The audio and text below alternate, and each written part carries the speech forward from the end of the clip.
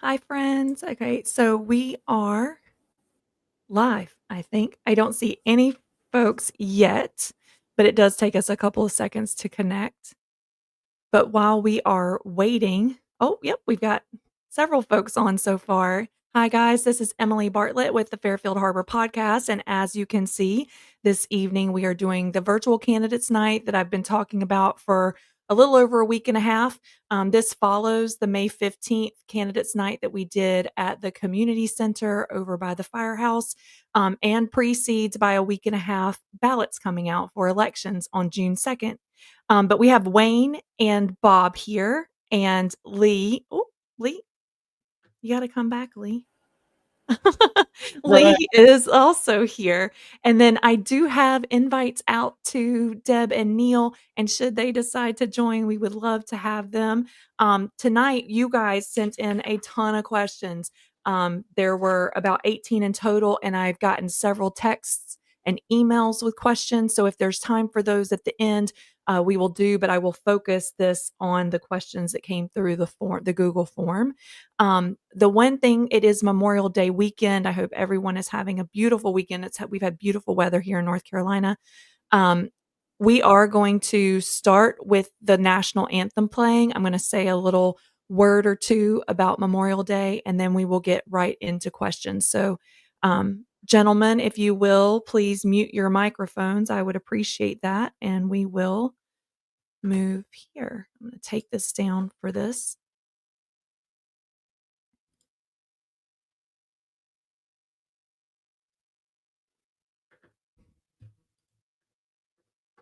This is Natalie Grant. She sang the national anthem today at the Indy 500 in advance of the Army's 250th anniversary. To our America. Please stand and remove your hats as 9-time Grammy Award nominee and 5-time Gospel Music Association Female Vocalist of the Year, Natalie Grant, performs our national anthem. Oh, say, can you see by the dawn's early light what so proudly we hailed at the twilight's last gleaming, whose broad stripes and bright stars through the perilous fight o'er the ramparts we watched were so gallantly streaming, and the rockets red glare, the bombs bursting in air gave proof through the night that our flag was still there. Oh, say, does that star-spangled banner yet wave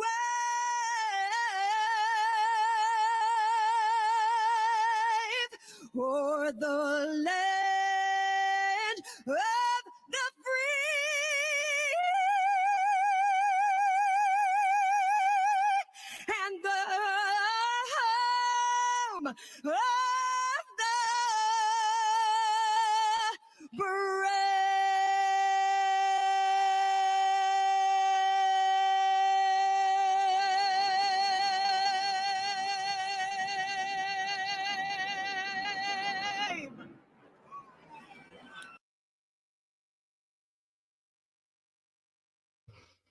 That's so powerful.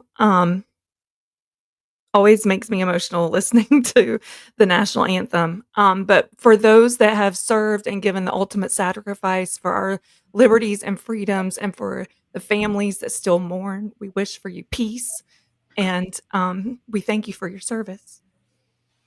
Okay, without that, I do want to take a moment, and Lee, Wayne, Bob, I would love for you, I know you had like 5 or so minutes at the May 15th meeting to give us a little brief recap.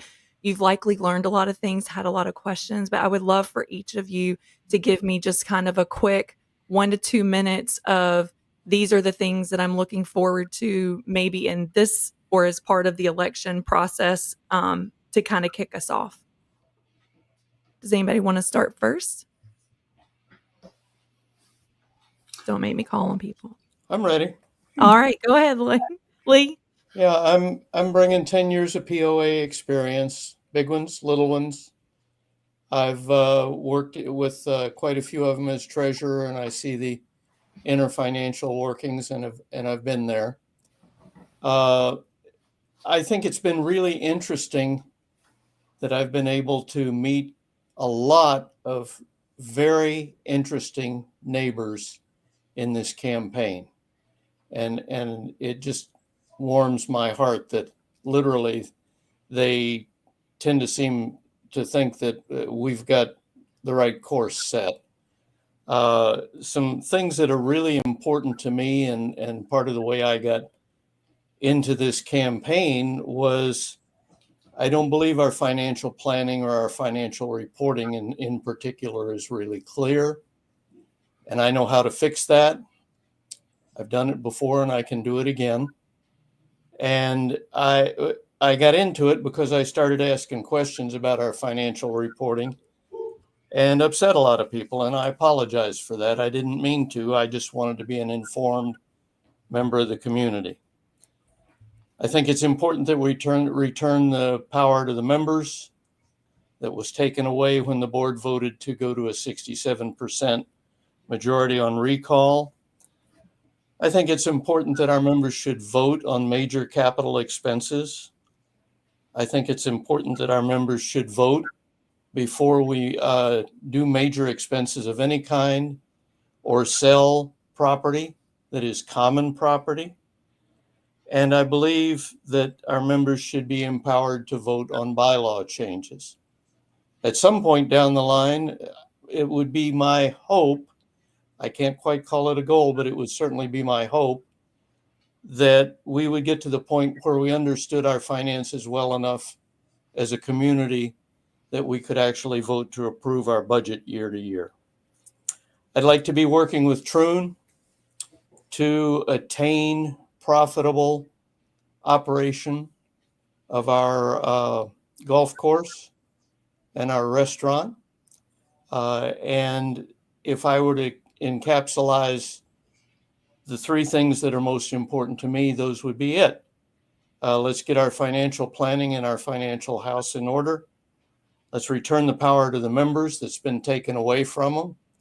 Let's empower them just a little bit more by giving them a vote they haven't had.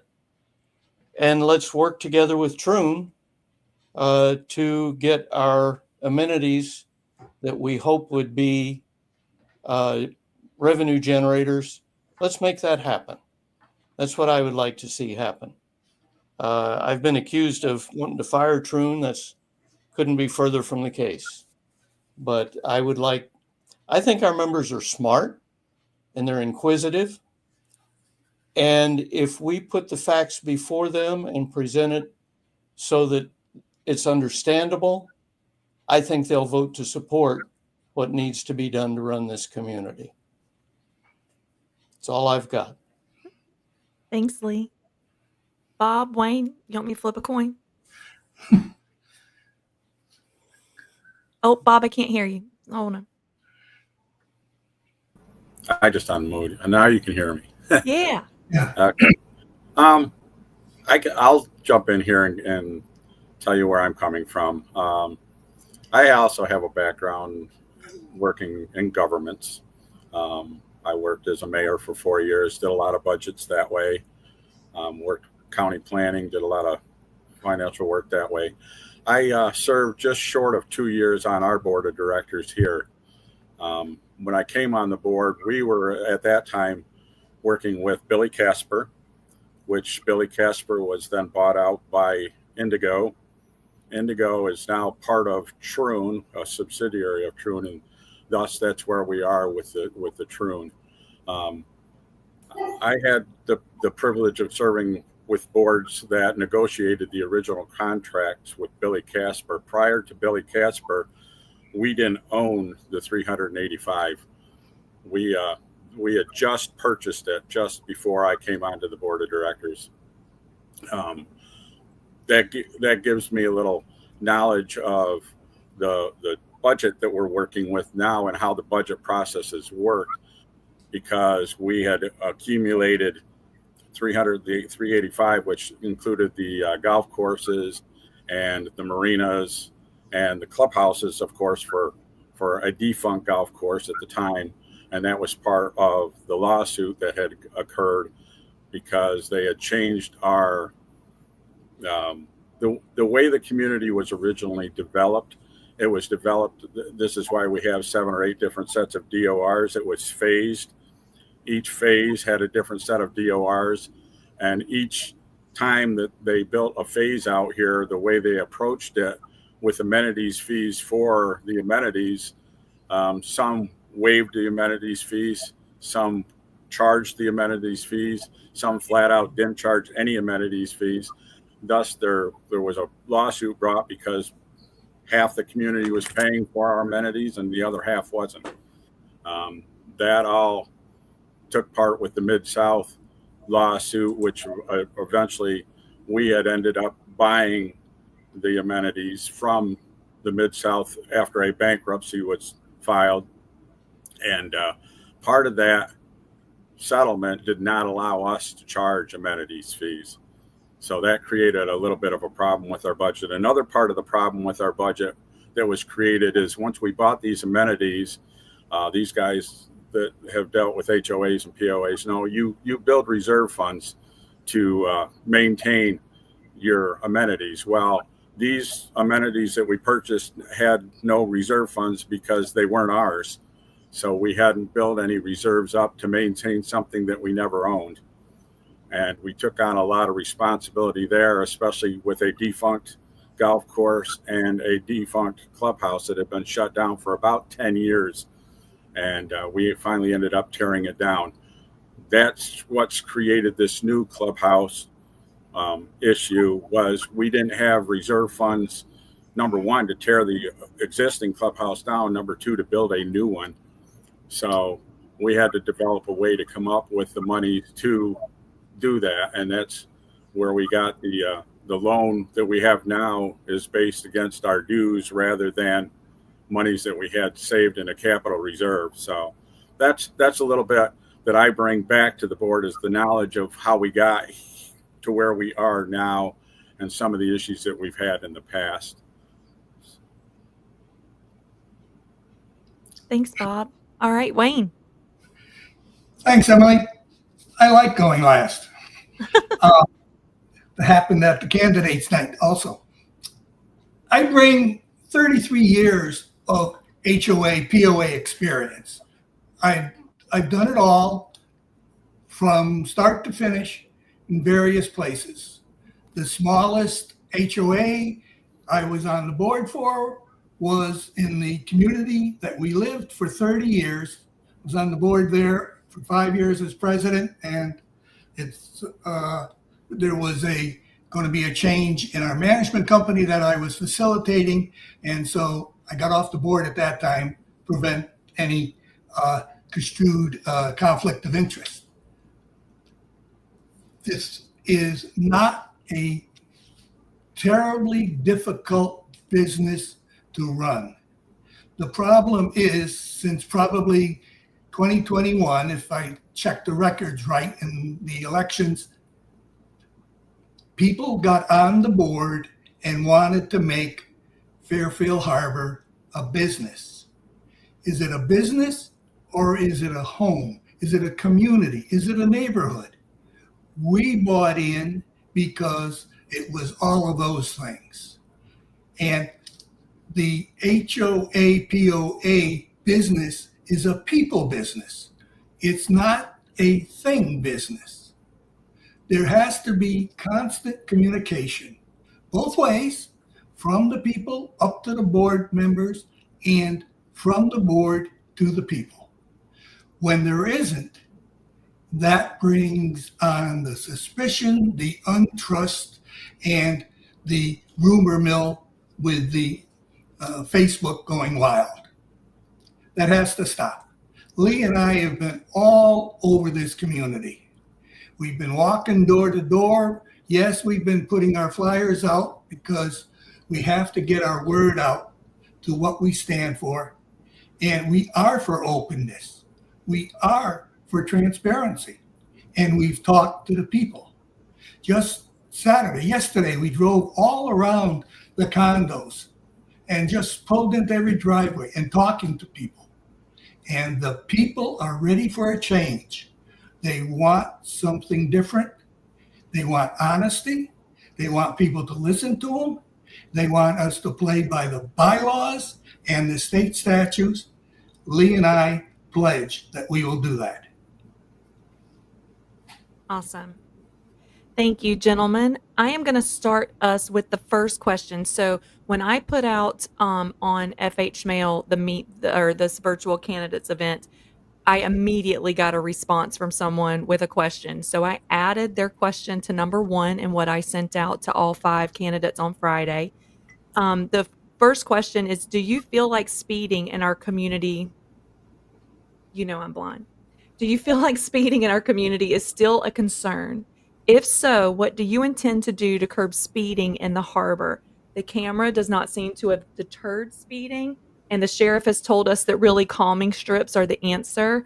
We'd like to hear your view on this and additional stop signs. The cameras didn't work. They were probably counterproductive. But I think overall, and I can see one result of it on Pelican Drive, seems to have slowed down somewhat. It's the blatant abuse is not as bad as it was. I don't know the bad areas, but I do know there's people that talk to us about that. It's not the topmost issue, but if you're living on a street and you have small children and there's people that are exceeding the speed limit, just going too fast for the conditions, it'd be upset. I don't know if some speed limit signs here or there to remind people what the speed limit is. There are those strips across. The only problem with that is like punishing the whole class for the one kid that throws a spitball. Everybody has to go over those speed bumps or the calmer strips, and they get punished for a few that abuse the roads. So it has to be handled with care. I would recommend that we work with the safety committee, see what their experiences are and what their thoughts are, and we go on from there. Bob, Lee, would you add anything? I would like to add to that. The speeding has been an issue out here since I moved here 7 years ago. We did address it multiple times as a board. We went out to the community and we looked at the speed scripts, as you said. And I agree with one of the things that Wayne said is it's hard to you basically act like you're targeting different portions of the community. To target the whole entire community and put speed scripts up, virtually impossible. One of the things that we found too is a lot of the people that prior to putting in the speed camera was the speeders weren't residents out here. They were actually contractors that were coming in and speeding through the community. And to control a contractor on a regular basis, short of having a police force patrol the roads, we were kind of back up against the wall on that one. So there have been steps taken to try to curb the speeders, but it's an ongoing situation that we, to be honest with you, have not found a permanent resolution to it, nor do I think we're ever going to find a permanent resolution to it. We're just going to have to deal with it as it goes as best we can. Lee, would you add anything or want to make additional comments? I would.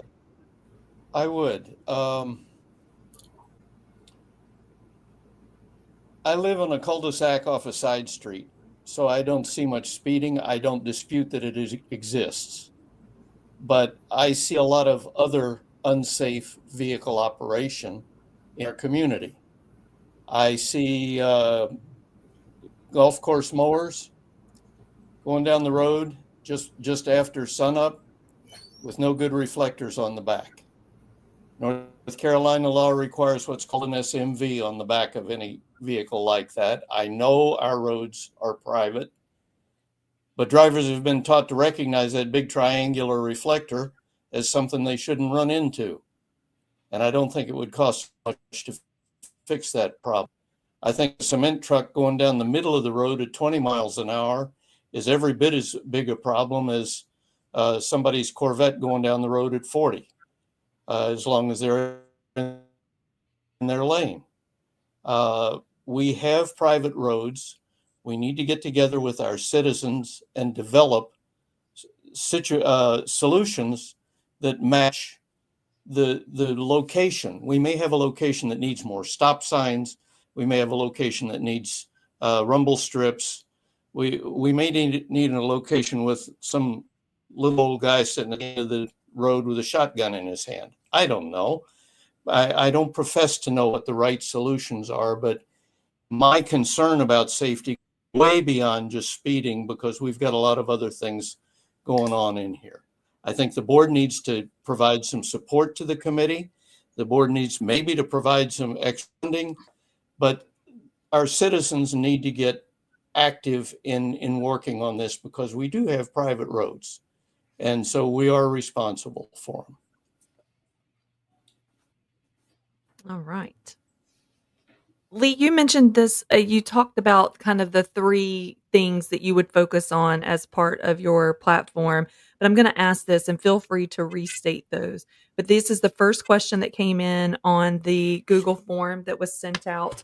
I did download it Friday morning and sent it out.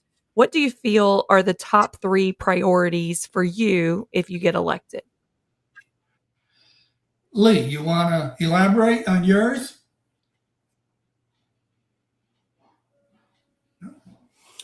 Yeah, I will. I attended the first board meeting where I asked a question of finance, I had CPAs and accountants coming up to me and saying, what do you think of this and what do you think of that? I think we can do better. I think our financial reporting needs to be very timely, and it needs to be clear to everybody who is a consumer of it.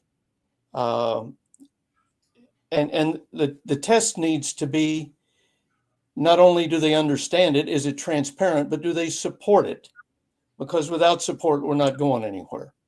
Transparency is one thing. You can put things out and tell people and ask if they understand. But if you haven't asked if they agree with it and support it, you're asking the wrong question. We have a situation where the board has virtually all power away from the members, and we need to restore that.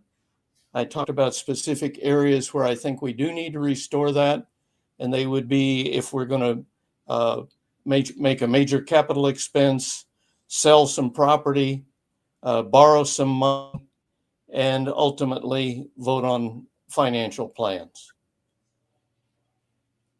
And 3, we need to work with Troon to make sure that our golf course and our restaurant become profitable and sustain profitability. That would be my 3. Not much difference between the positions of Lee and myself on the 3, but just different wording, maybe in the details. I mentioned it earlier. I believed with talking with the people, the openness and of the communications, the transparency, responses to questions, etc. The reports in a timely manner, the minutes of the board meetings published in a timely manner, week and a half, should be able to get up there with that and we can see it. I think that the Lee mentions, and it's a real serious question, is the financial stability. It's the we don't know where we are with the money right now. We can't find out. It's going to take a little while to find out, but we will have that information, and we will get it out to you. And one that when I first got involved in this, my favorite was Bylaws Revision Committee. It still is up there, and I really would like to make sure that our bylaws are updated. We're in 2025. We don't have any rights except to vote for an election. The actions of the board a year ago, taking away our right to recall rogue director, took the last thing. We don't have anything. And we, the people, should have a right and a say in what's happening to our community. And Lee's mentioned on some of them. So I would like a committee, and it's not going to be just board members, not going to be just me. I would like to get people from outside in the community who are interested in this and go through our bylaws, start to finish. And remember, as I said, the POA is a business, but we own the business. We're the customers. We pay the price for the goods. We're the stockholders, and we elect the directors. The directors have to report to us. They haven't. 1, 2, 3. Yeah. Yeah, go ahead. Did you want to add anything else? Okay. The financial stability to bylaws. Yeah, perfect. Oh, Bob, I can't hear you. Hold on a second. I did it myself. That's okay. Good. I would like to kind of piggyback on both what the other two candidates have said. I think, number one, transparency is massively important to our community. But I think more than just transparency, one thing that I've seen even after serving with our board members here is clarity. You can be as transparent as you want to be, but if you have not clearly defined what it is you're trying to put forth to the community, then it's a moot point. We need more clarity in what we do. One of the things that I would be working on most strongly is developing clarity within our board of directors itself. Each director sharing what information they have very clearly with the other directors. One of the things that I ran up against when I was on the board before, and I hopefully will never run up against it again. Yeah, that's a tongue tire. Is board members withholding information that they have from other board members. So you can't really function as a total cohesive, and I've used this word, I used it the last candidates night, cohesiveness in the board. We need to build a cohesiveness in the board. We can't be fighting, 3 board members against 3 board members constantly and not sharing clear and concise information. So that would be my first and foremost, is to make sure we have a cohesive board that is willing to work together and not try to battle amongst itself, but battle on behalf of the community that we were elected by. Great. Now, we did have a question come in. I've got it on the screen, and we may not know the answer here, but I think it's something we can ask about. But how many accidents do we know have been in the harbor in the last year, 2 years, and 5 years?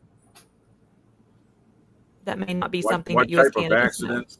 I mean, we've had accidents with golf carts on the golf course. We've had accidents at our piers where an individual stepped on a plank and it was loose and it wasn't repaired correctly, and they were prepared to bring a lawsuit against the POA for an injury they incurred. They were not a resident of the harbor itself. We've had multiple accidents out here.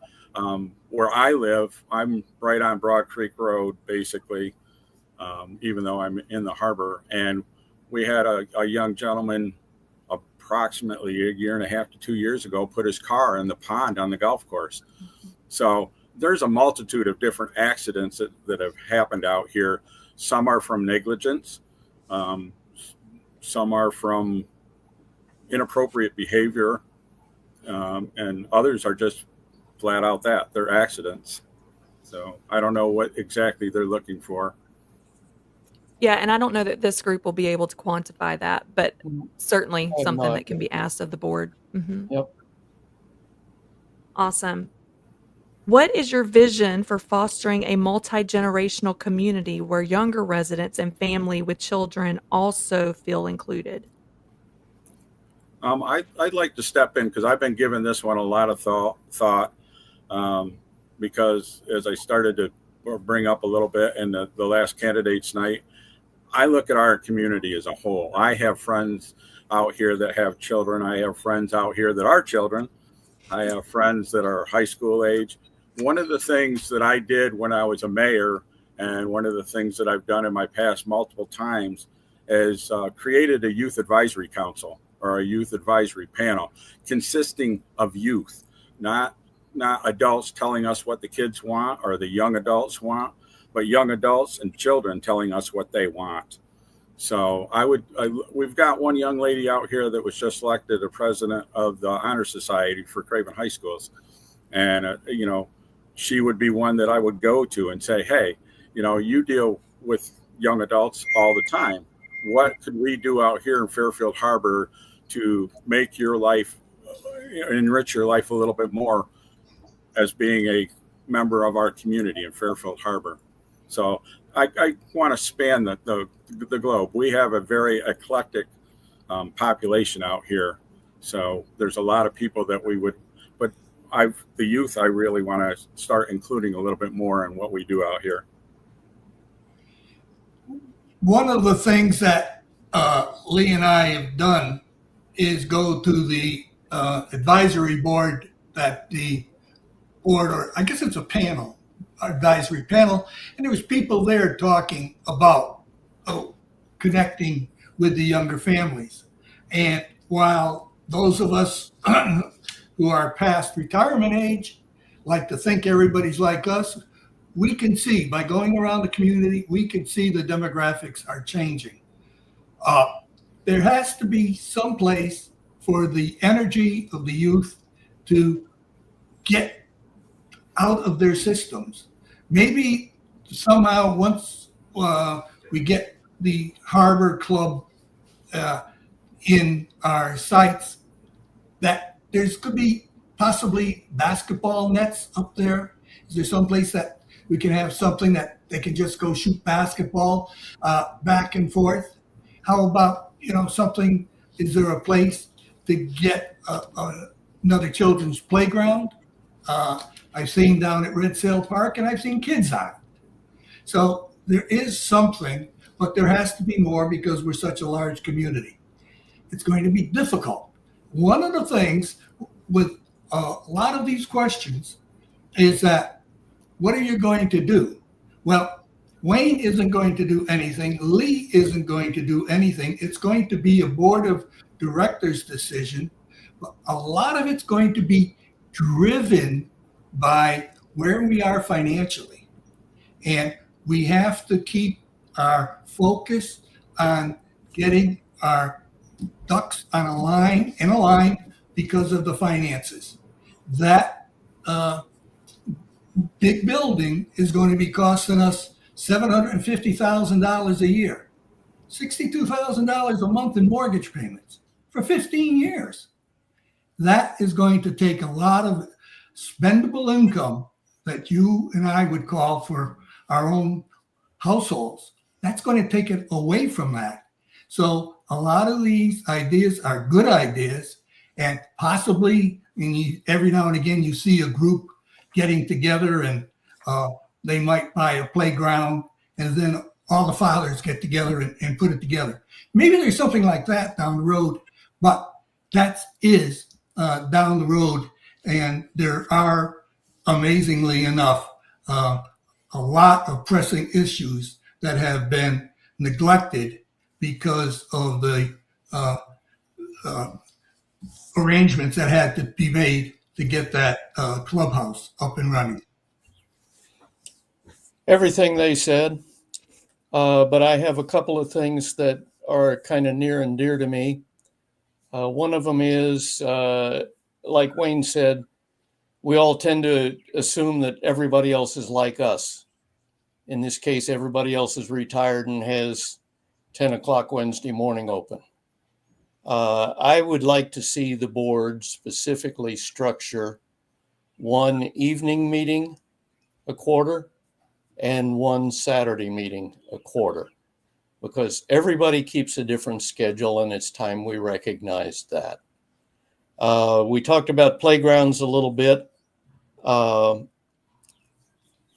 of the traps with a playground is that you start and it gets bigger and bigger and bigger and bigger, and everybody tries to load everything into one playground, and you end up with something you either can't afford or nobody wants. What I would like to see is a bunch of smaller playgrounds scattered around the community. I go down to Union Point Park. I see a swing set. There are no slides, no jungle gym, just a swing set. But it's a swing set that'll accommodate all age groups. So if mom or dad takes a toddler over there, they can swing the toddler and the teenagers can swing too. And whatever we do, I think should be small, should be easy to do, should be relatively inexpensive, one step at a time, as the community says, hey, we'd like to have a swing here. We've got toddlers here. Maybe it would be a good idea to have just a really smallish slide. I'm no playground expert, but I would just caution that we should not engage in trying to do one ginormous playground that is the be all end all of playgrounds. Let's do little pieces, listen to the community, do it, try it, change it if you like. It's easy if you do it in small bites. That's all I've got. Great. All right. For this next question, this is kind of beginning with the end in mind, if you're familiar with the 7 Habits of Highly Effective People. If elected to the Fairfield Harbour Board of Directors at the end of your 3-year term, please specify, without platitudes, your planned accomplishments.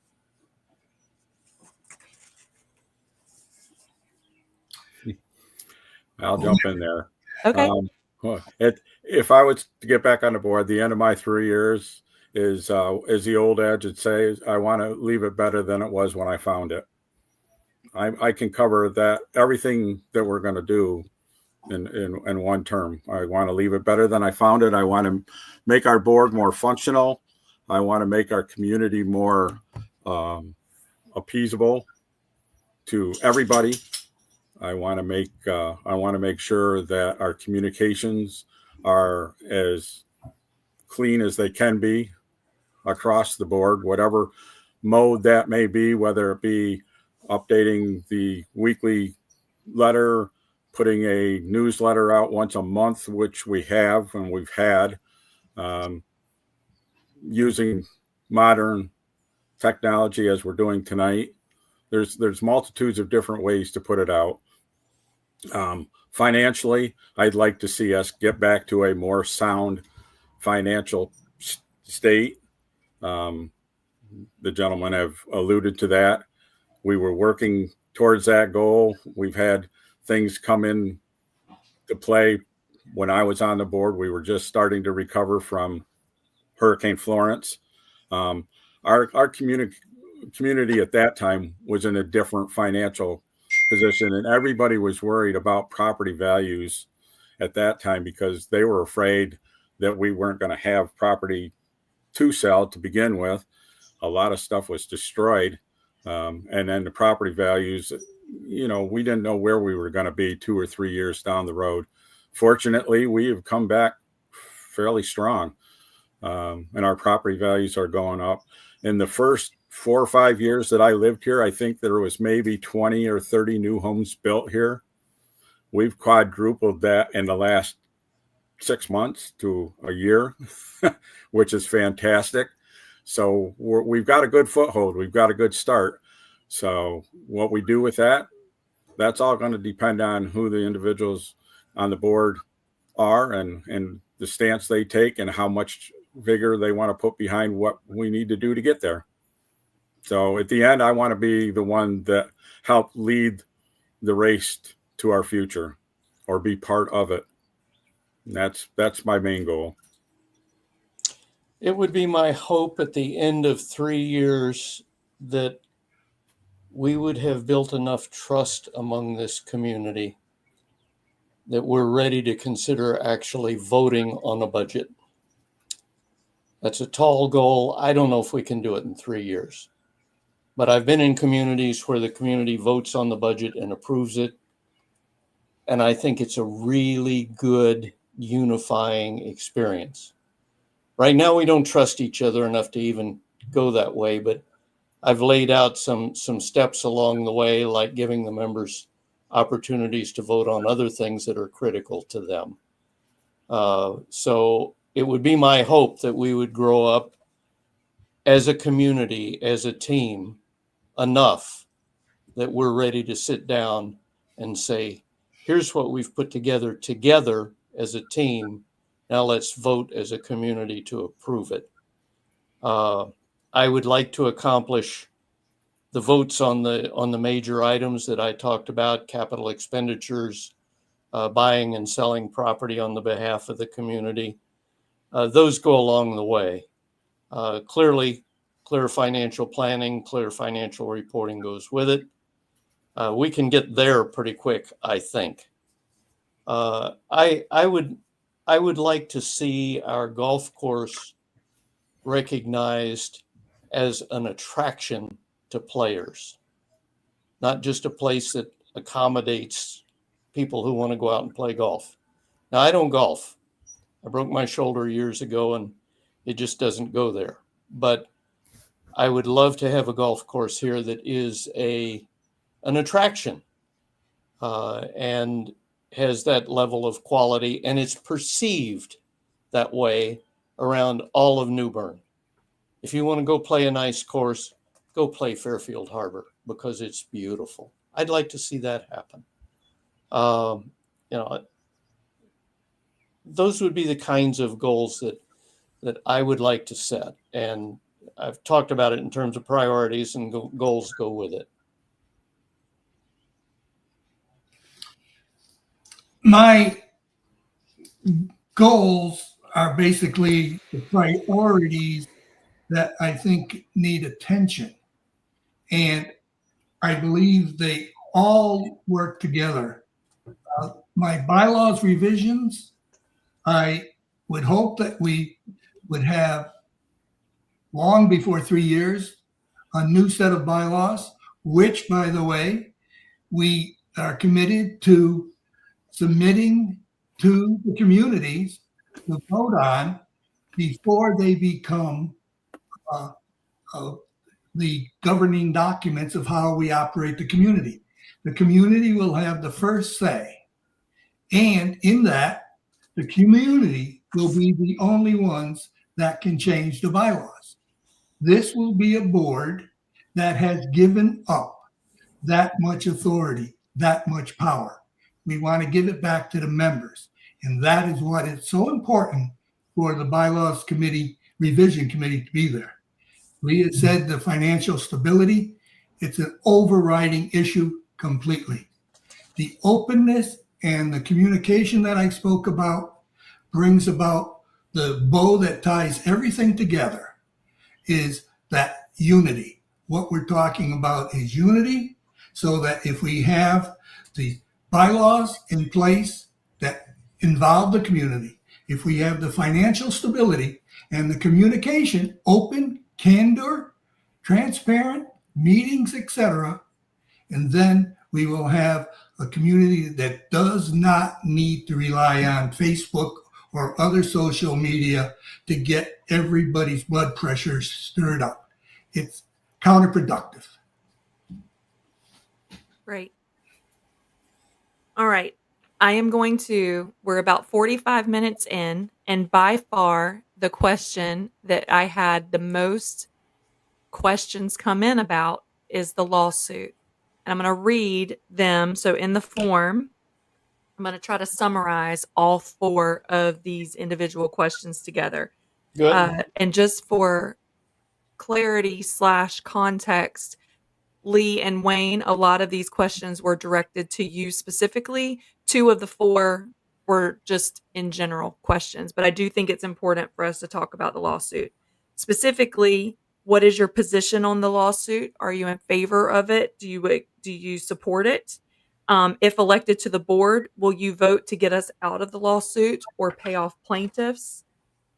Will you have a vote of the community about settling with plaintiffs' lawsuits and the amount of funds to be used to settle? And the last of the 4 were, if you were to settle the lawsuit through a monetary payment against the advice of our insurance company, do you believe the insurance company would sue us in the amount of money they've expended on attorney's fees, travel expenditures, staff expenses, etc.?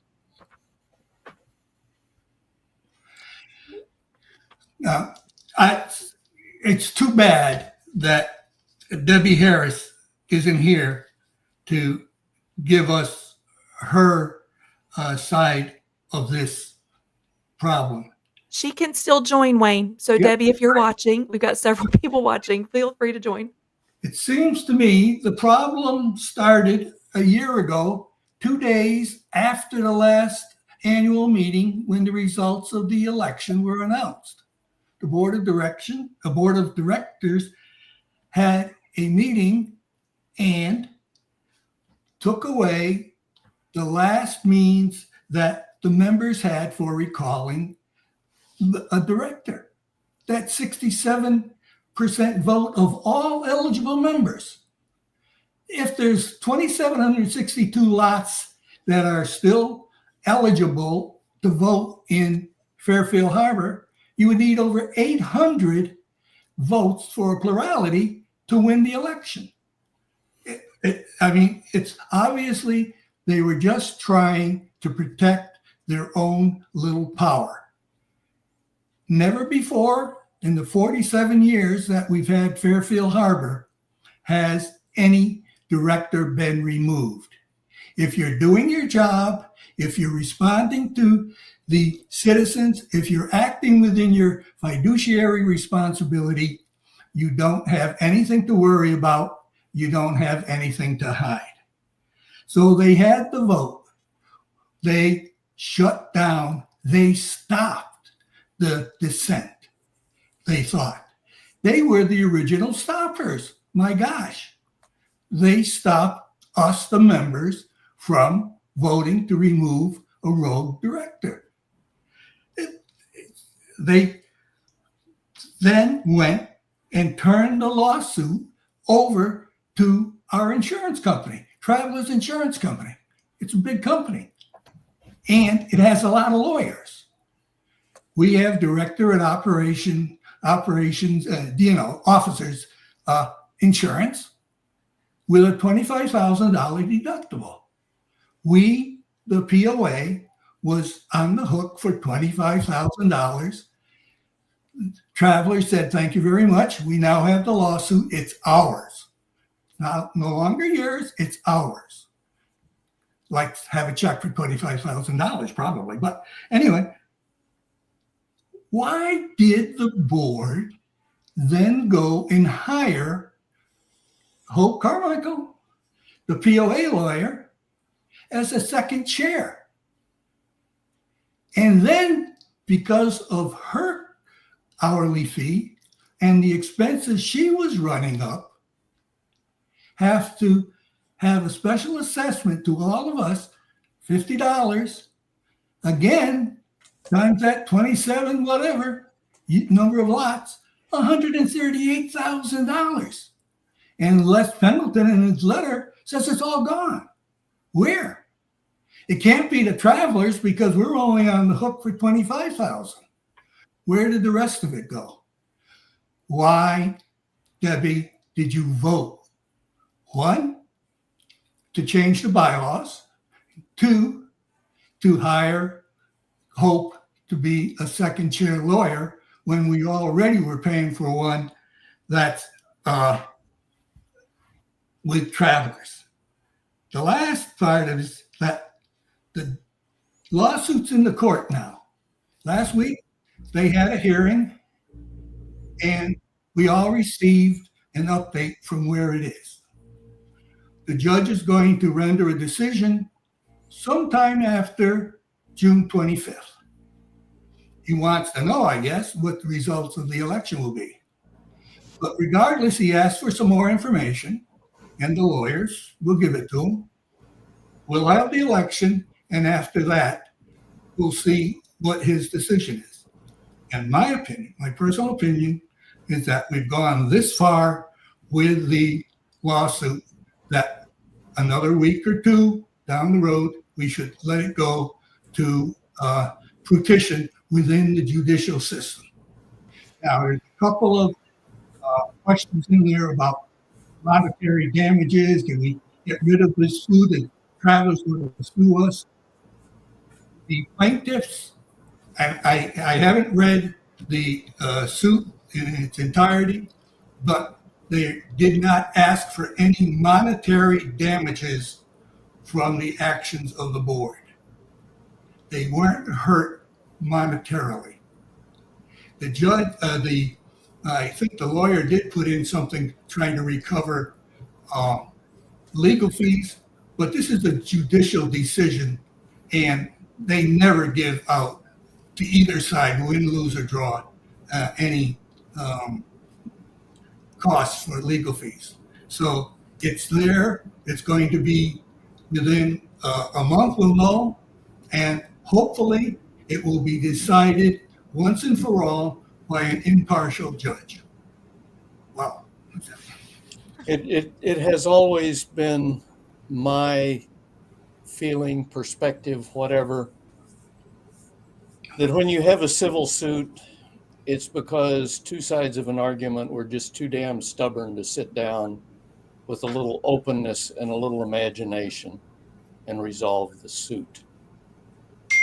It's always been my opinion that it's a bad idea to sue your own POA because you end up suing yourself.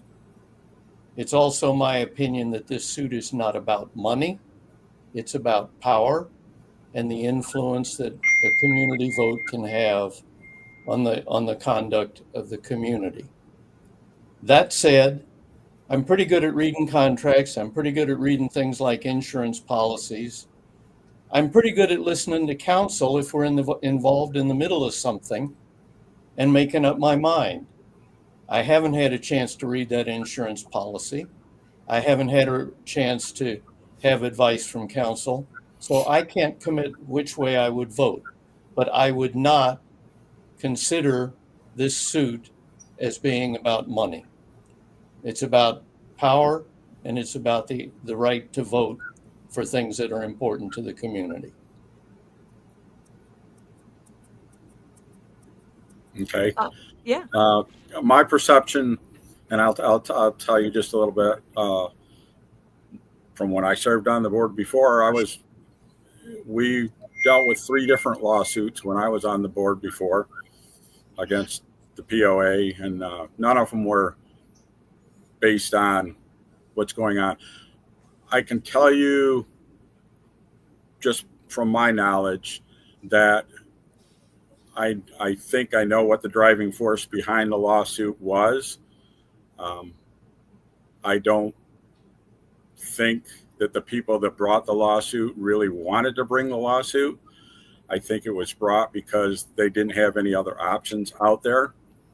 I would have hoped that the board of directors at the time could have dissuaded them from having to do that, which the people that were serving on the board at the time probably could have. It never should have come to a lawsuit, but the people who had their backs pushed against the wall, and that's where it led to a lawsuit. What would I do once I'm on the board? Am I going to? I don't know, because I don't know what the outcome of the lawsuit's going to be. Getting onto the board, though, my direction would be, hey, what is the best for our community? Not what's best for the existing people that are serving on the board, or the people that previously served on the board of directors, or people that are party to the lawsuit, or people that, were part of the issues leading up to the lawsuit.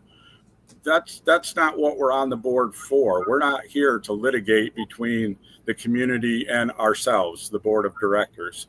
We're here to litigate for all the members of our community, period. So that's one of the reasons I've kind of stepped back away from the campaigning, because to me, it seems like this has all been about, are you on this side or are you on that side? And I am not on the side of either, to be honest with you. I am on the side of the community as a whole. So it's going to play out as it plays out. What the board of directors moving forward does with that, I would hope they do it in the most equitable way to everybody. And that's all I can look for is, the equitable solution. It certainly has been a divisive force. I agree with Bob on that. I would like to see the suit, the disagreement, the argument settled, meaning resolved as quickly as possible. And whatever form that takes is I agree, is what we should be doing.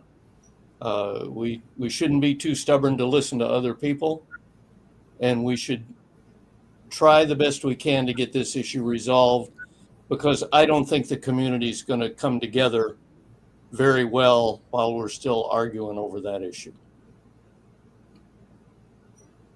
All right. I'm doing a quick time check. It's 5 till 8. And for those of us with parents that have young kids that are still in the school system, school just let out this past week. Or if they're in one of the private schools, it's going to be let out very soon. We're tired. It's Memorial Day weekend. Our kids are crazy. And so I'm going to skip down to the very last question that I sent you guys on the form. But for any parents that are getting ready for bedtime, I understand. How would you incentivize younger people, they're defining younger as 50 and under, to become involved with the board or committees? This person has personally applied for several committees that I have interest or expertise in, only to never hear back. I understand it's predominantly a retirement community, but there are a lot of working younger people that want to be involved but feel excluded by those who run various committees.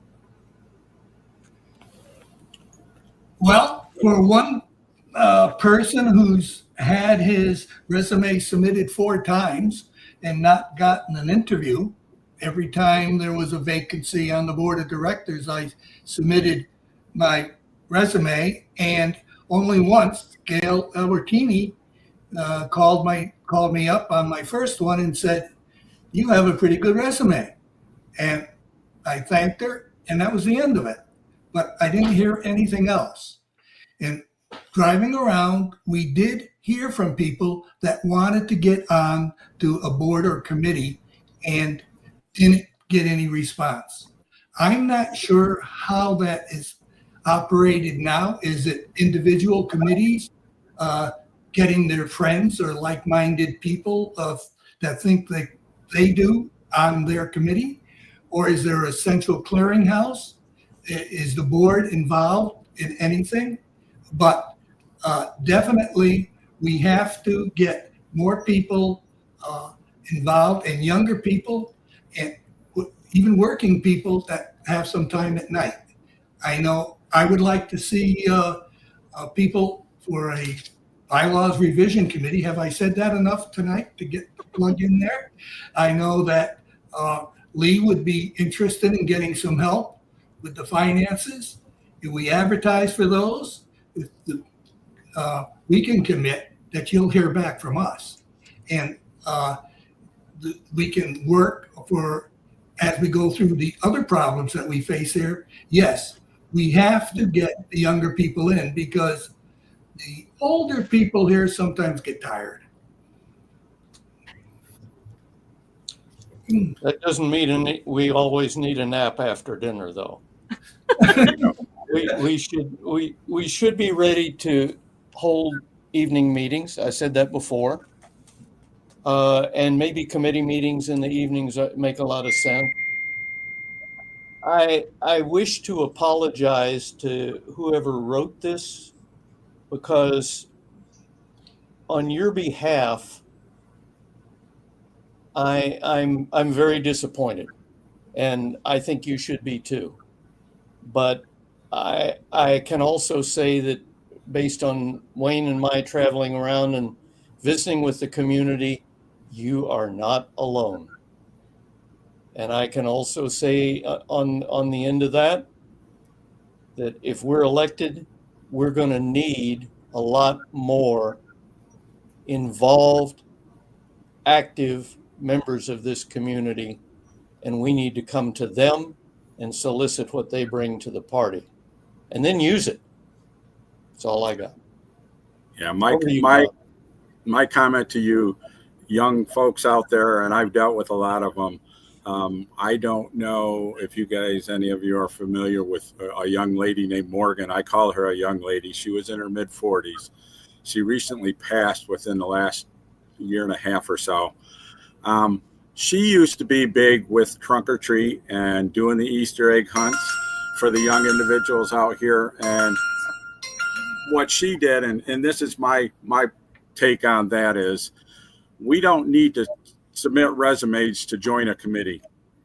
I would suggest that the young folks out here create their own committees and then bring the committee information to the board of directors, and the board of directors should be receptive to that information. It shouldn't have to go through a vetting process of, are you good enough to serve on a committee or are you not? If you want to be that active in your community, and I know the young folks today, that's the way, and I'm kind of an in-betweener. I don't consider myself old. I don't consider myself young. I was 52 years old when I moved here. And I still consider myself fairly young. But I would say to the younger folks, create your own committees, create your own clubs, bring that information to the board of directors. And if the board of directors have any true feelings for their community or any aspirations for their community, they should listen to you guys.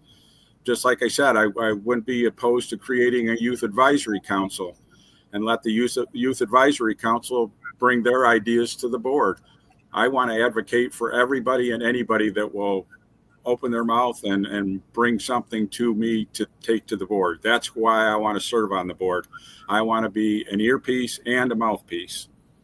So I think that's great. And as someone, I consider myself younger. I have a birthday coming up, but I do. I also am one that does not necessarily look to ask for permission from the board to take an active part in our community. I have this YouTube channel. Anyone can start one for free. I also just last week created this activity book with a lot of coloring sheets. It's got our community center in it with a coloring sheet. It's got a bunch of fishermen on North, but it's got activities for young and old alike. So please make your contributions. You do not have to wait on the board to start taking an active part in our community. And please let me know. I would love to have you on to talk about whatever it is that you're doing. All right. For all the candidates, if elected, will you share, and I think, Wayne, you mentioned this earlier, will you share quarterly financial statements with the community so that we all understand throughout the year how we're doing? You'll be getting financial statements monthly. Monthly. I would commit there would be some kind of a treasurer's report, whether it's a full compilation or not, but a treasurer's report that shows our status and a cash forecast for the year. And that should definitely be done every month. We're coming up to the point where we've got to manage a $700,000 a year outflow that we've never experienced before. We just had a board meeting in February, where our treasurer told us they were going to run out of operating cash at the end of the year. He's backed up on that now, but that was his forecast. If you run out of operating cash at the end of the fiscal year, I'm not quite sure what you're going to do for the couple of months it takes you to collect dues, but you ought to have some kind of a plan for that. And I like to end the year with at least 2 months worth of operating in the bucket, ready to go, because it takes a little while to receive your dues and get it all processed. So yes, there will be a treasurer's report every month, probably a compilation on a quarterly basis. And I don't know, because I haven't had the opportunity to see it yet, what we're getting from Troon, who is keeping our books at this point.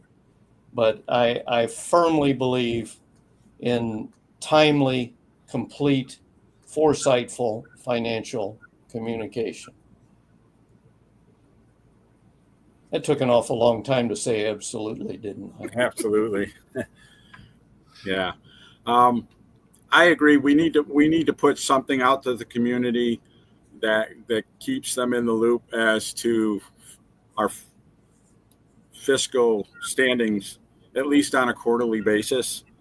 One of the things that I worked with the board before was getting the information to the board members from Troon. Our previous boards have worked with Troon on that. They've developed new software and new forms to provide that quarterly information to the board members. Again, it's important that we not just put out information, we put out concise information. So quarterly would probably be more practical for conciseness. It's hard to whip together something every month. I think I brought it up in my background with my family.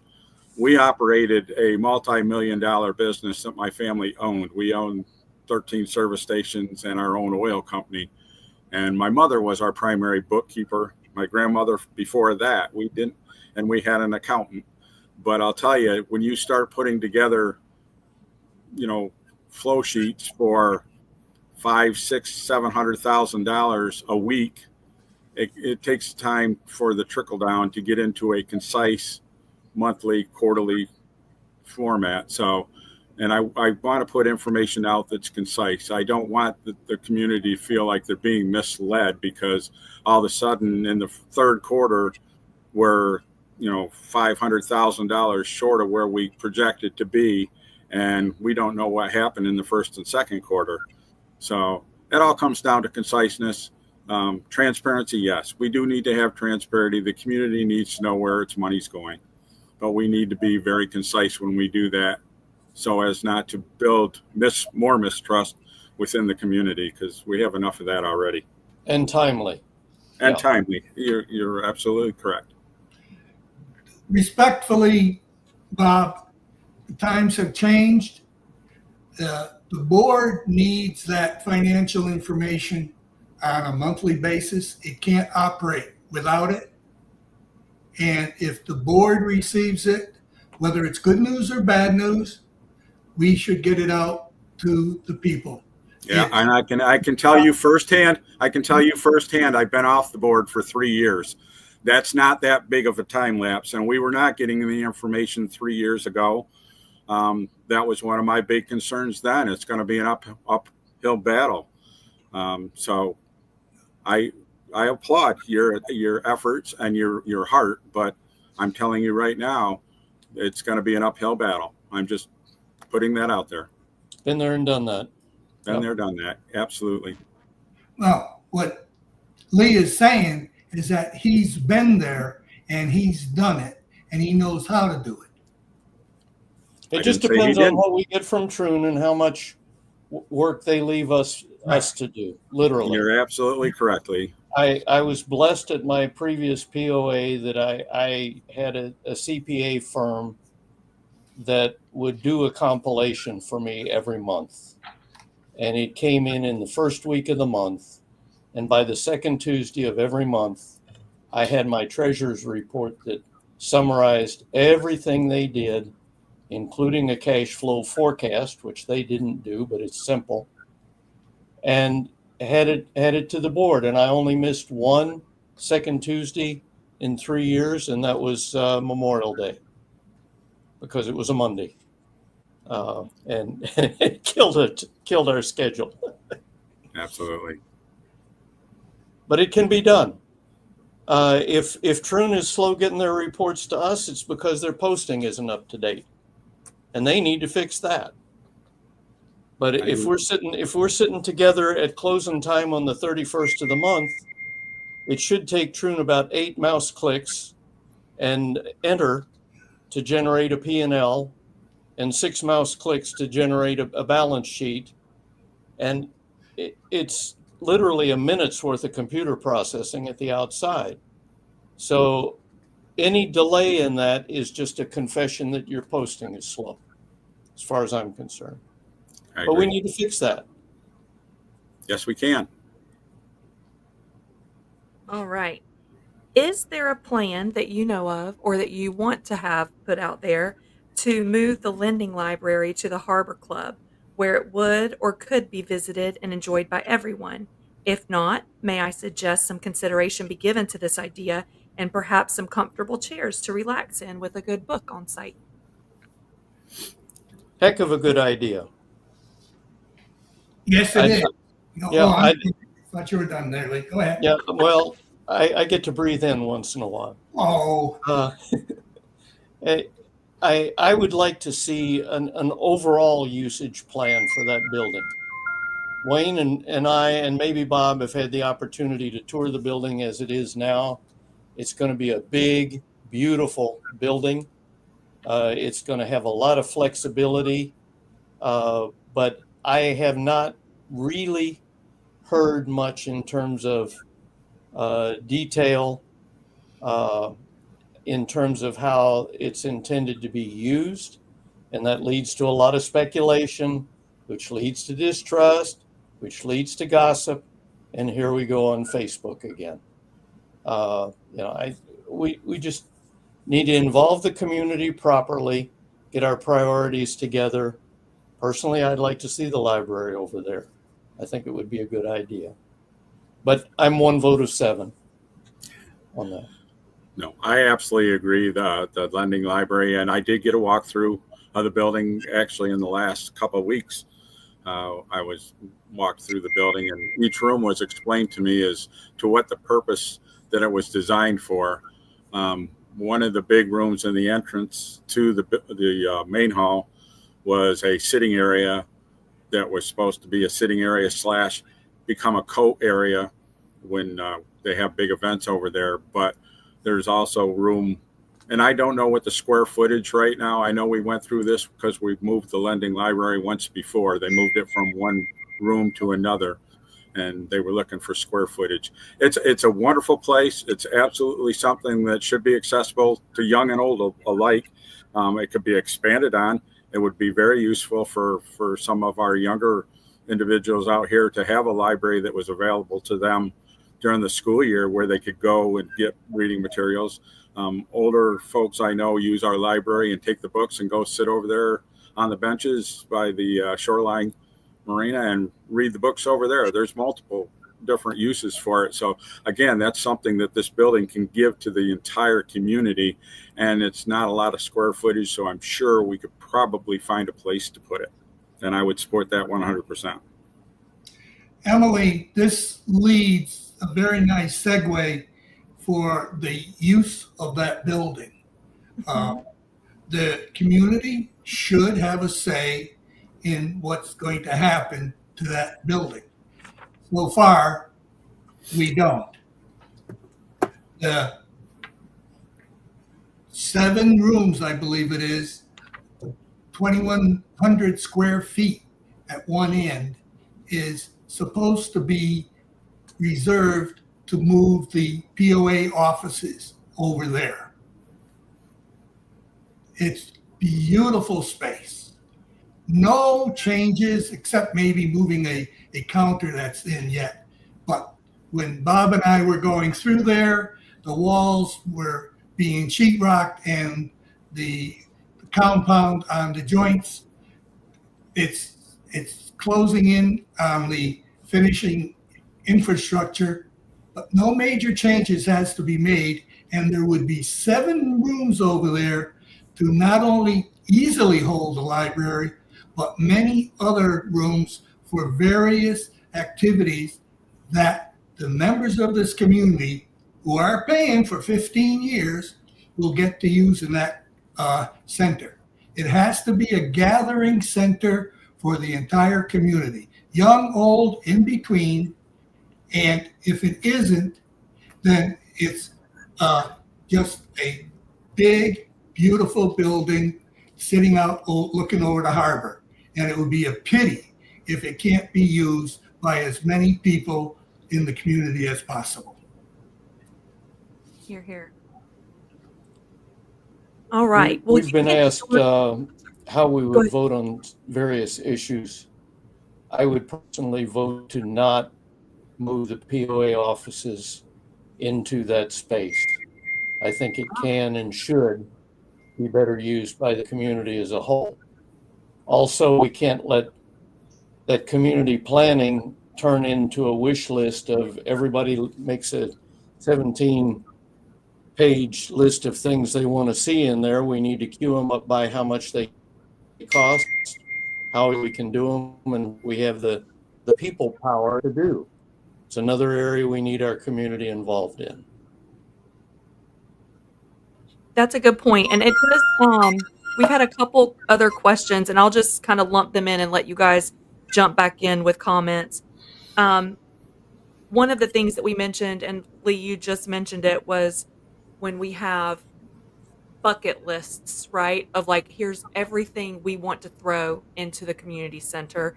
Similarly, with getting consensus from the full POA membership on issues like capital expenditures, when does it become inoperable and too inefficient to conduct business in a manner that collects feedback from all of the members that are eligible?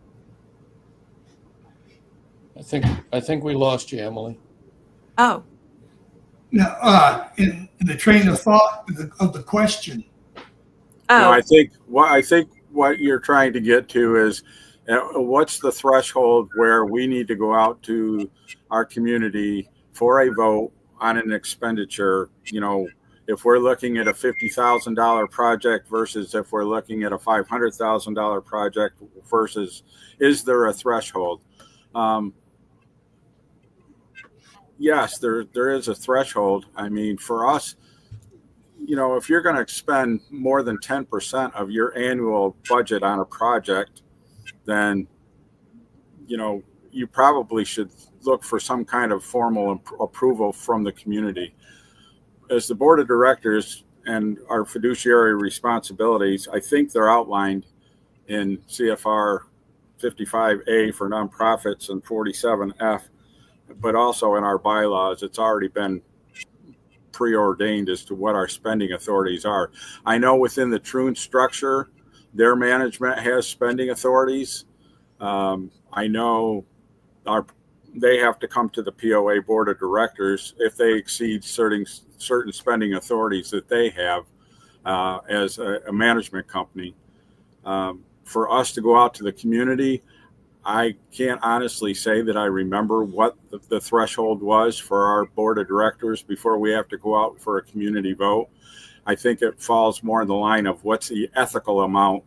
And like I said, if we're going out for a $500,000, $750,000 expenditure where we're either going to have to borrow money, we don't have enough money in our reserve accounts for the purpose that they were set up for to cover that expenditure, yeah, then I think we need to go out and get a vote from the community.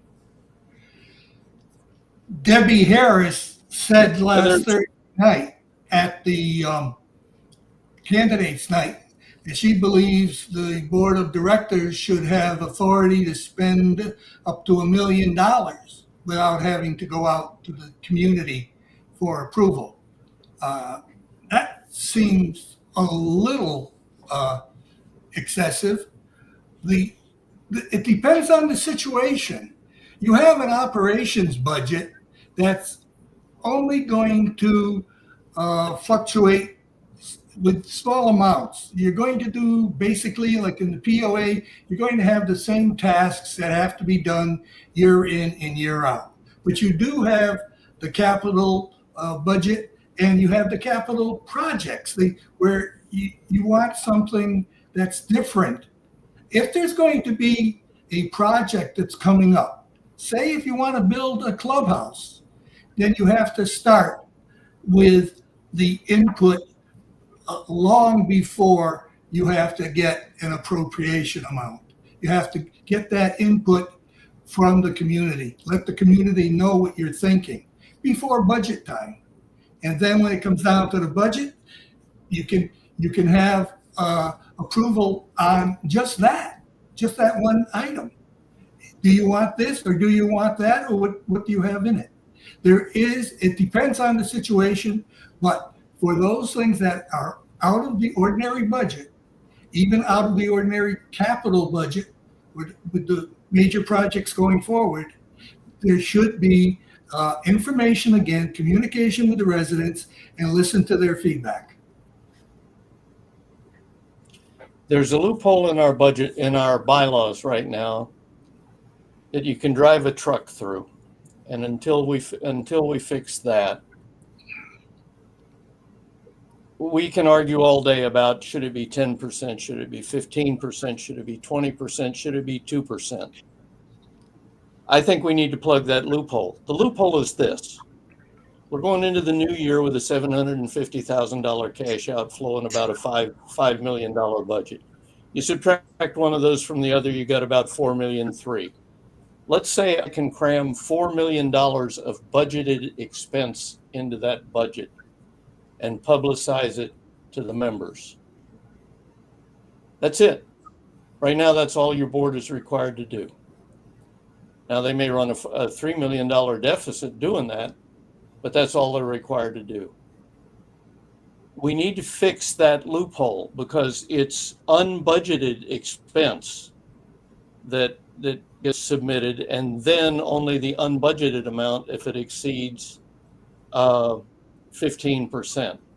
It's just a wacky setup and needs to be fixed. It should be the total amount of the project divided by the budget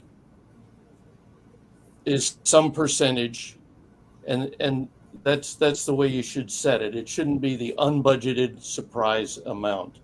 Now, the other side of it is when you do business, you buy and sell. And Bob probably sold more than he bought because he owned an oil well and he had gas stations. So if you dig it out of the ground and you sell it, good on you, Bob. But I think if we were going to sell 1 square inch of common property, that should be submitted to the members for approval. It's that simple. There should be no common property ever sold without a vote. Right. I would agree to an extent on that. Let me give you for example. And we're talking strictly budgeted versus unbudgeted expenses here. After Hurricane Florence, one surprise thing that we came up against our board of directors was we had a $50,000 deductible on our insurance that covered our common properties out here. Because it was a named storm, unbeknownst to us, our $50,000 deductible became a $500,000 deductible. And oh, by the way, the deductible means that has to come out of pocket. That comes out of your hide. And when we had to come up with the $500,000, guess where that money came from? Reserve funds that we had put aside for other projects that we had projected out for the next 5 years. And our reserve, when we did our, so, again, there's times where the board is going to have to make the decision. Do we spend the $500,000 or do we readjust our reserve accounts, or do we, readjust where our money is going to be going? It goes back to the whole thing that I said about the 385. We bought properties that had to be destroyed, properties that we're now having to rebuild, that there were no reserves ever set aside for them. There was no capital fund ever set aside for any of that. They don't budget that way out here. Our reserve funds, basically the monies for your reserve funds come from an excess in your expenditures at the end of the year. And you slide everything, what you have left, over to your reserves, and hopefully it's what you had projected in your budget. That hasn't happened for a while out here. We've had a hard time slipping money into reserve accounts. It doesn't get put in there at the beginning of the year. It doesn't get slid into an account when you collect all your dues money, and then you take a certain portion and slide it over to reserve funds. That's not how it works. So again, we need to get a grip. I agree. We need to get a grip on where we are fiscally, where we stand fiscally. But I think it's also a good idea to know how we got to where we are to begin with, and a lot of the different things that have had impact on where we are. Reaching out for a new clubhouse, we've been wanting to do that for years and years and years. Fiscally, were we ever in a position to do that? I personally don't think we were, not to the extent that we did. Have we overstepped ourselves a little bit? My personal opinion is maybe we have. Maybe we've stretched ourselves a little too thin. Don't know, haven't seen where we are fiscally. And that's a thing that when any one of us gets back on the board, we're going to have to do. We're going to have to step in, put our feet down in it and say, look, where are we? Truthfully, where are we? And where do we plan on heading? Another thing that comes up with the budgeting out here, and I think we will have an understanding of this, is we go based on recognized income, not realized income. You understand that, the difference between recognized is money that you think you're going to get from, yep. Okay, our budget has always been formulated on recognized income, which is a business model. Most businesses use that. We aren't a business, we are a community. So we have to learn to decide, define the difference between the two. And our realized income is going to be a little bit different.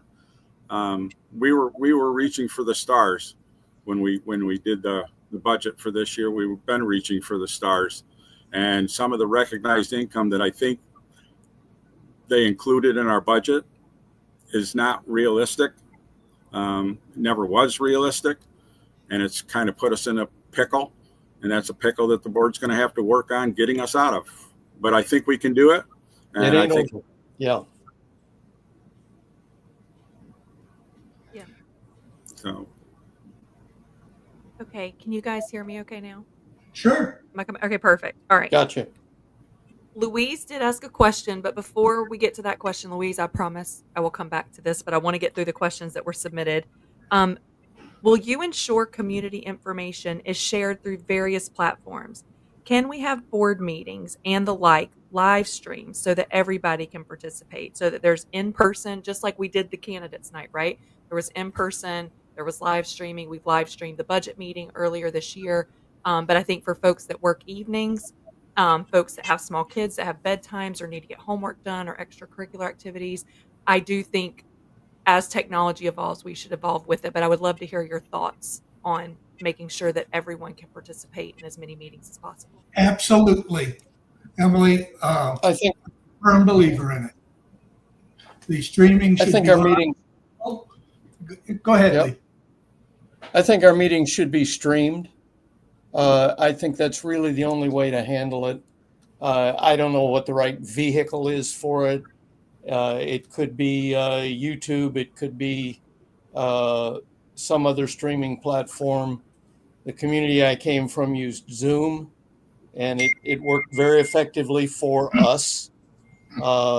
We were able to capture a recording through Zoom, which helped our secretary a lot in terms of preparing the minutes, because we get to be a rowdy bunch once in a while, and it helped sort out who said what and what did they really say when the smoke had all cleared.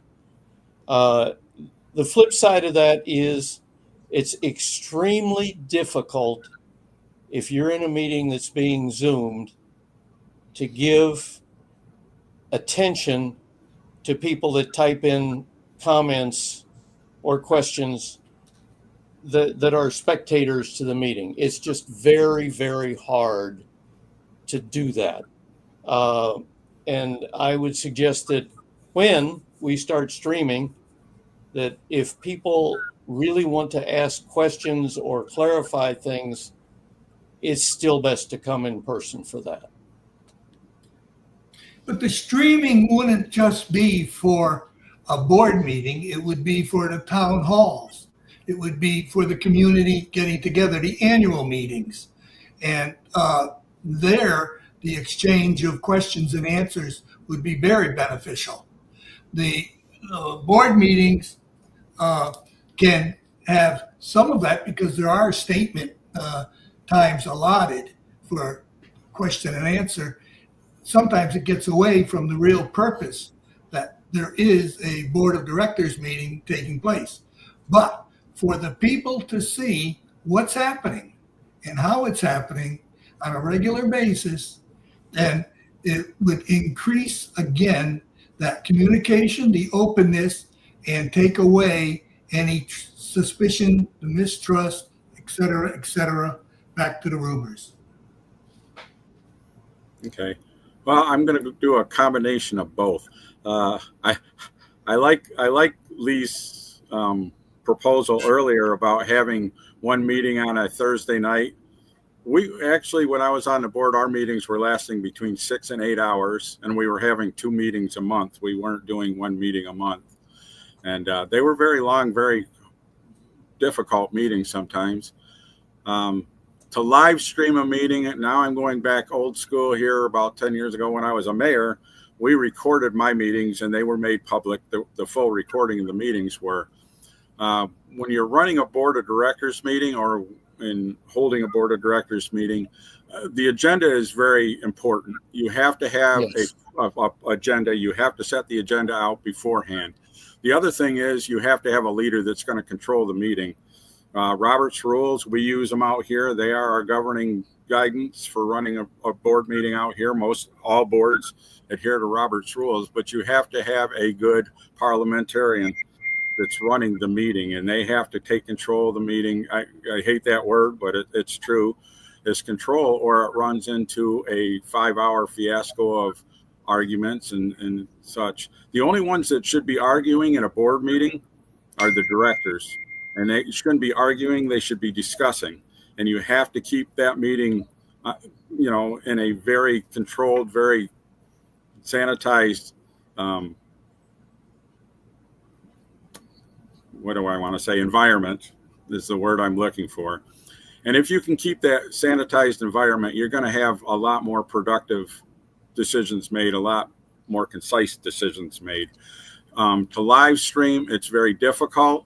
I'm not opposed to a live stream. I used to hold town hall meetings myself, and they could live stream. My understanding is, and correct me if any of you know any more information on this, but Hosted America, the original plan was to get a dedicated channel for Fairfield Harbour POA to be able to air anything advertisement-wise, whatever board of directors meetings, town hall meetings, or anything for Fairfield Harbour. I've been in communities where they've done that. The communities themselves have a dedicated channel that basically airs 24 hours a day, and it does, small advertisements for their clubs and that kind of thing, but they can also set aside segments of time for pre-planned meetings. That would be one format that you could go to. This format is a good format, but again, they all have to be a format that's going to be productive for the community, and that's kind of difficult to do in a live stream. Can't say that it can't be done, but it can be done, but it's difficult. Yep. Sure. As someone who moderates live streams on the regular, I would just add having a moderator that understands the audience, right? What is the intention of this meeting? Is it a board of director meeting versus a town hall meeting where there is the expectation that there will be a back and forth?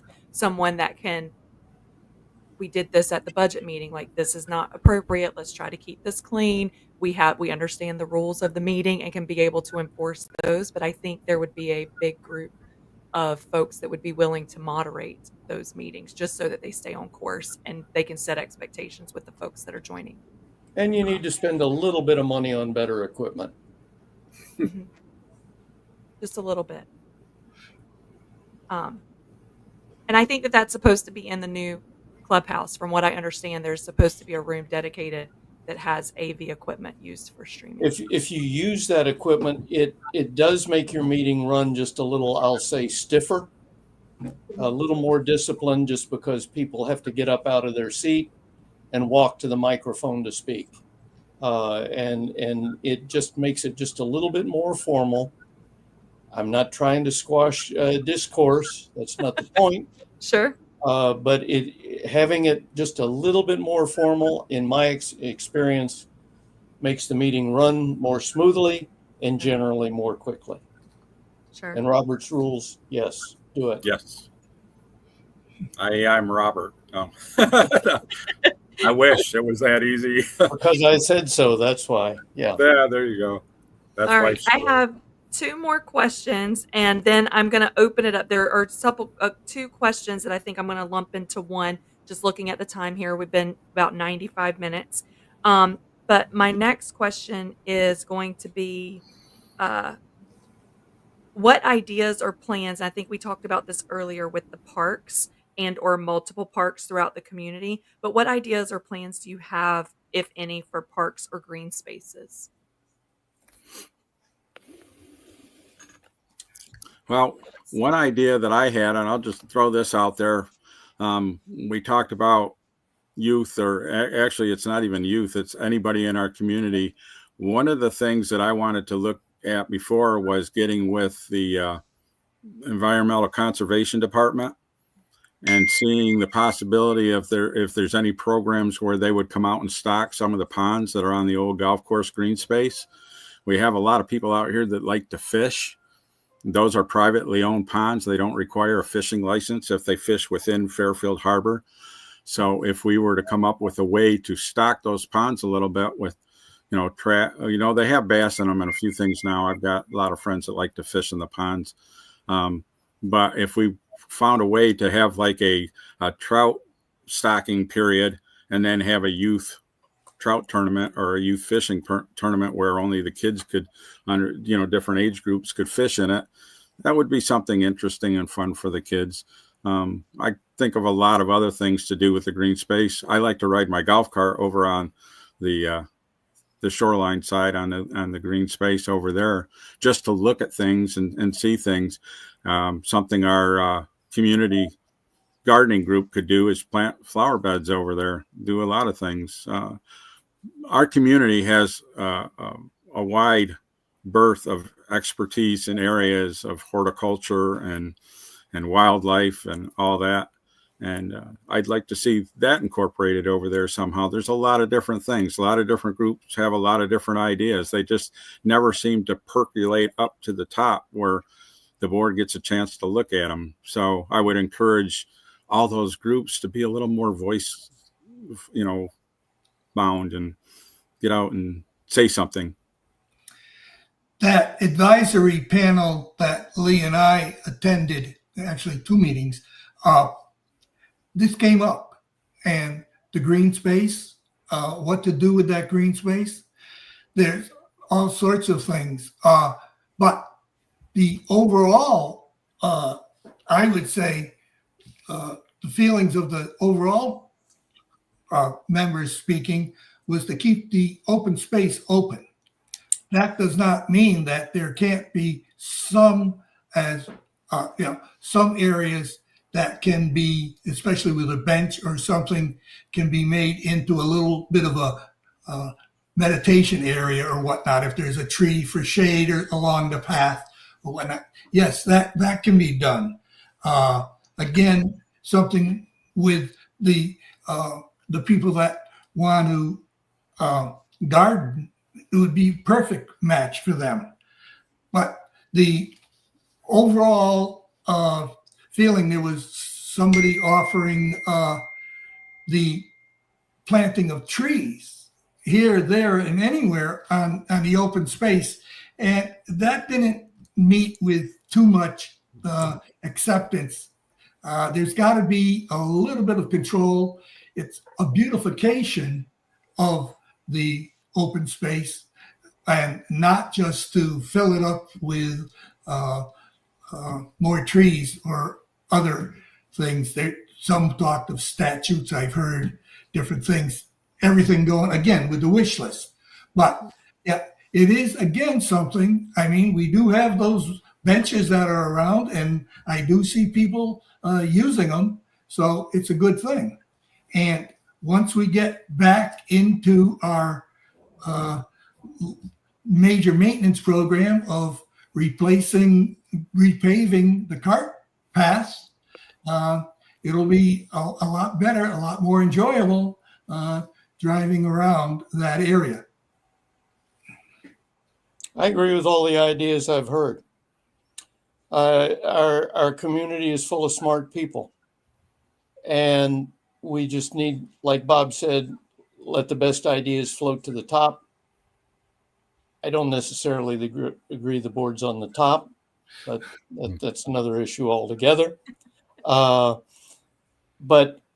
there's a lot of good ideas. You can tell when something catches my fancy because I reach for my wallet and I couldn't get it out fast enough to pledge $50 to buy minnows for Bob's bass stocking program. But Bob, if you get that going, I'll put the first $50 in. How's that? All right. I love that. All right. Before we get into kind of some of the broader range questions that require your creative mind, do you know why we, the community, actually voted in 2016 to buy the 385 from Mid-South? That I guess was officially purchased on January 2nd of 2017. My understanding was that was the way the deal was structured, that it had to go to Mid-South on ownership, and then we had to buy it from them. And it did come up on very short notice, as Bob has already said. So it was unbudgeted. So yes, we had to submit it to the community for a vote. And so somebody has told me, I haven't looked it up, but somebody has told me the margin of approval was 76% to go ahead with it. Now I've told you everything I know about that transaction. Mm-hmm. Yeah. Go ahead. One part of it I understand is that with the judicial decision with Midland South, that property was going to be sold. It was going to be sold to somebody. It was either going to be sold to the POA or to a developer who could do whatever he wanted with his own property. And time was of essence. It was short notice, but the community came together and they did raise the funds to purchase it. Okay. My understanding is, because I was here for a lot of it, originally Mid-South, I told you about the original lawsuit about the whole amenities fees and all that thing. That's how Mid-South put a padlock on the door about 10 years ago, a little over 10 years ago, I think now. Mid-South owned the 385 properties. They owned all the amenities, what we call the amenities now. The green space that we're talking about over there, they had closed down that golf course. They had created the shoreline side, the other golf course. That course they shut down for a short period of time, opened back up. A lot of what's come up with, we had offered to buy it at the time. They had asked $10 million for it to buy it from Mid-South. It proceeded farther through. There was actually another part of that lawsuit where we ended up with a $2.5 million settlement against Mid-South for when they closed it down and they kind of took the services away from our community.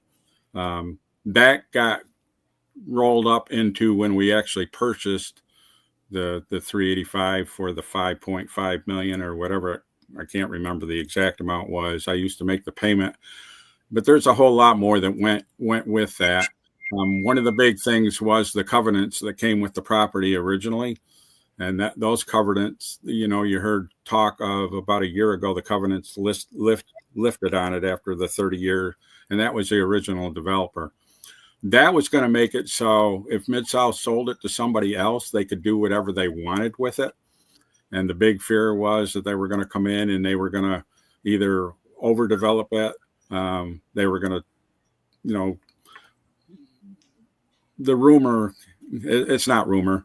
The joke was they were going to come in and put a pig farm out there, or they could have put livestock out there. They could do one of a million different things, but there were no restrictive covenants on that property.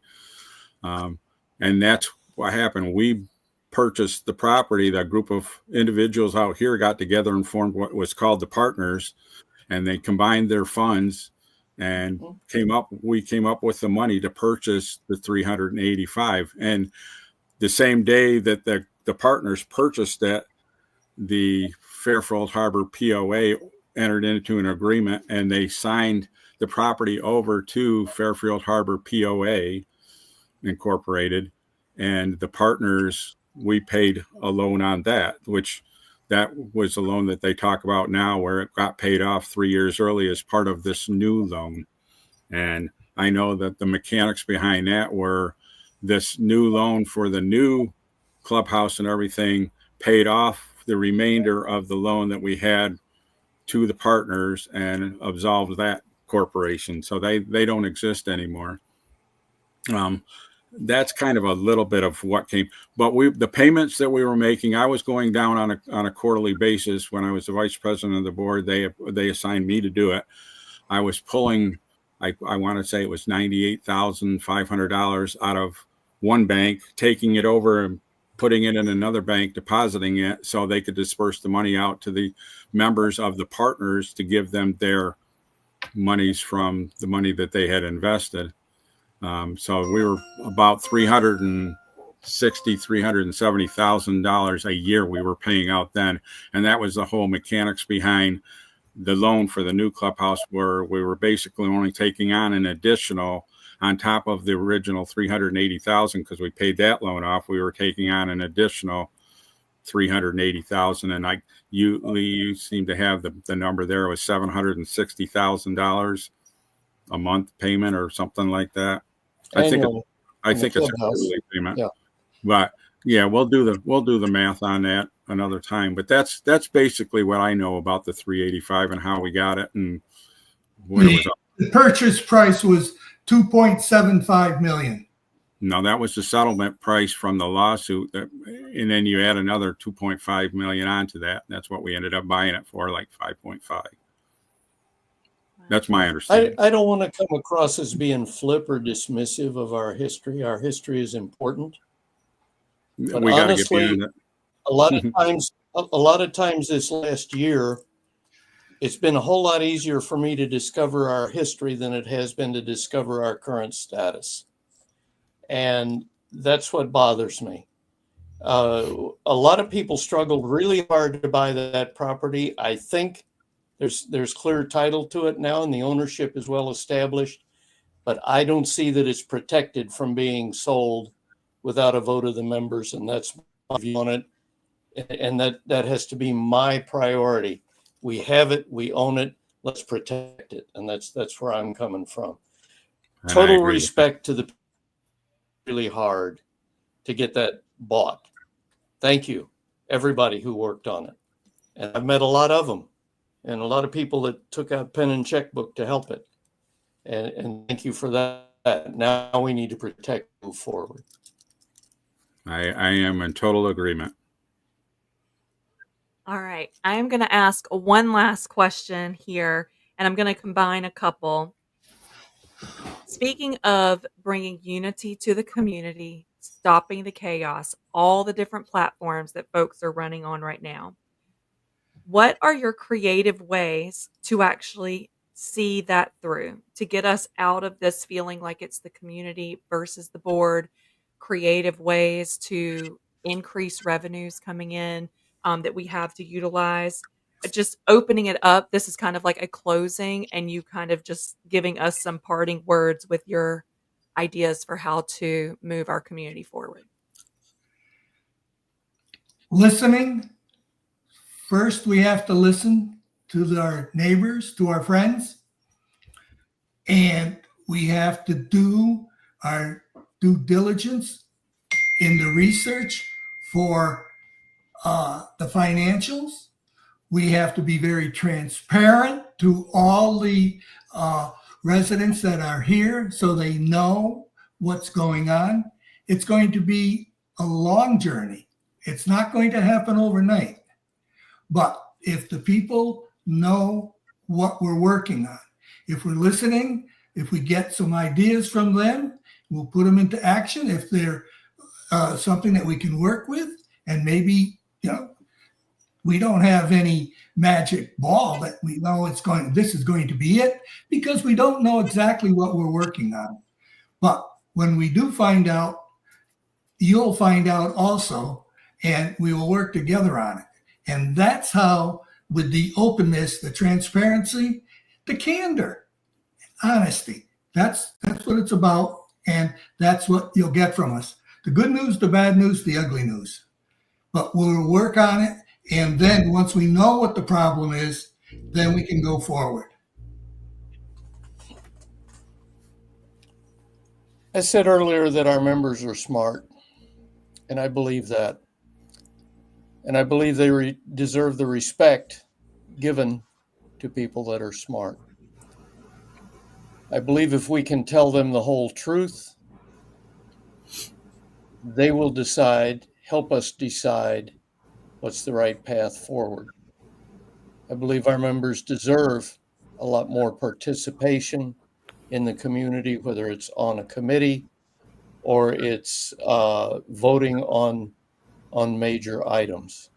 And I pledge to work toward the privilege of that vote, restoring that. In terms of new ideas for revenues, my focus personally is to put my energy into making the ones that we've already started actually profitable. I would love to be able to report that we are finally making a tidy little profit from both our golf course and our restaurant. I hope that's achievable. But before we leave that in our wake, we ought to make sure we have it under control. Like Bob, I ran my own business for about 25 years. And our organization was a franchise organization. And I watched other franchisees pretty closely. And the one thing I learned was that it's almost the kiss of death if you expand faster than you have the ability to digest what you've already done. Well, we haven't digested what we've already done. So let's do that. Along the way, let's collect the money that we're due. We've got a lot of money hanging out there in receivables, a very large amount from several sources. I'm not going to get into the accounting weeds here, but we're owed a lot of money, folks, and we ought to collect it. We ought to be selling our lots that are saleable. And I'd like to have somebody other than the board study those lots markets and make some real recommendations to the board and get them off our books so that they turn into revenue sources. That's all I've got. Take us home, Bob. Basically, my key goal would be, if I got back on the board, is, again, board cohesiveness. I bring into this, again, a lot of past knowledge of the board and the functioning of the board. What I'd like to see is a more cohesive board, more concise decisions being made. When we talk about transparency between the board members themselves, both previous board members, current board members, past board members, you can only function based on the information that you have in front of you. And I've seen information withheld that has been damaging to decisions our board have made. I've seen deception, which I cannot stand. I hate deception. I don't want to deceive anybody. I am a straightforward, honest, if I know it, I know it. If I don't, I don't. And if I asked a question, I think one of the things that I brought up early when I first went public that I was running again was, I'm going on faith. I think we have to have faith in ourselves, faith in our community, faith in each other, that the information that's being shared with us is truthful and straightforward. And ignorance is not an excuse, but ignorance is something that you can overcome if you do due diligence. And that's something that I think everybody needs to do, is due diligence and make sure that the information that you are receiving is as good as the information that you're putting out. So, and that's my goal, is to bring that to the board. I will always put out the best information that I have, the most concise information that I have, and the most honest information I have. And I think that's what's going to get the respect back to the board and the board members, to make them functional and make them somebody that our community can entrust to do what's right for the community. Great. Well, with that, I am going to bid us good evening. Lee, Wayne, Bob, thank you so much for joining me. I really appreciate the time. I know the community. I have gotten to know you a little bit more. I hope that those that have been able to join this live stream have gotten to know you more. And to everybody in our community that participated, sent in questions, have been following this, cheering this first of its kind event for Fairfield Harbour on, I just want to say thank you so much. And I hope everyone has a wonderful rest of their Memorial Day. Please do not forget to take some time and remember those servicemen and women that we've lost, that have given their lives for our liberties and freedoms. Thank you for your time. Have a good rest of your Don't click evening. disconnect yet, Emily. Yeah. Don't click disconnect. Okay. I think the three of us would like to thank you for giving us this forum, Absolutely. and would like to thank all 6 of our viewers tonight. I don't know how many you had on. I'm kidding. If anybody is out there listening, thank you for putting up with us. Thank you for listening to us, and thank you for the list of questions that you submitted earlier. That was good, because it brought a different perspective to all of us, and we appreciate that. Thank you very much. Thank you. Thank you. Bye, gentlemen. Bye, everybody. Good night. Good Thank night. you, everyone.